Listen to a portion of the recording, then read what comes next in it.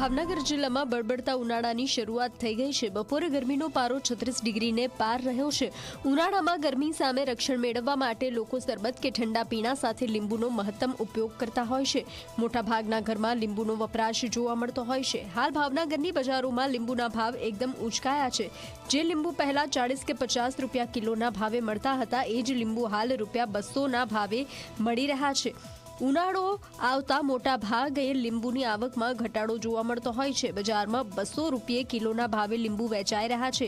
જો કે ખેડૂતોને ગુણવત્તા મુજબ લીંબુના પ્રતિ કિલો 70 થી 120 સુધીના ભાવ મળી રહ્યા છે।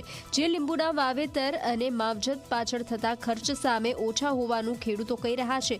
સાથે માર્કેટયાર્ડમાં પણ વેપારીઓ ખેડૂતોને પૂરતા ભાવ આપતા નહીં હોવાનો ખેડૂતોએ આક્ષેપ કર્યો છે।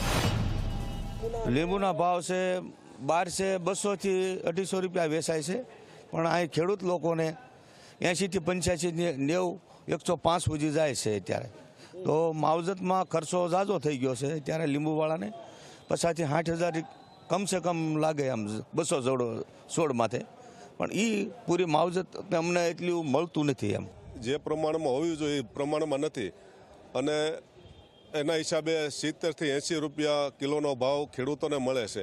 અને બહાર જે રિટેલવાળા છે એને રમજાન મહિના હોવાથી છૂટકમાં 200 થી 250 રૂપિયા લીંબુનું વેચાણ એ લોકો કરે છે। એટલે છેલ્લે ભાવ તો ખેડૂતોને મળતા જ નથી। વળ ખાય વાંદરો, માલ ખાય મદારી, આવી સ્થિતિ લીંબુની અંદર છે।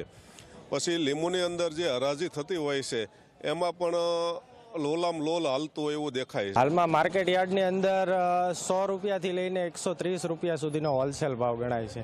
જે ભાવ તમને રિટેલમાં 170-80 રૂપિયાથી લઈને 200 રૂપિયા સુધી જોવા મળી શકે છે। હાલમાં લીંબુની આવક બહુ ઓછી છે માર્કેટ યાર્ડમાં, એની સામે ડિમાન્ડ બહુ વધુ છે।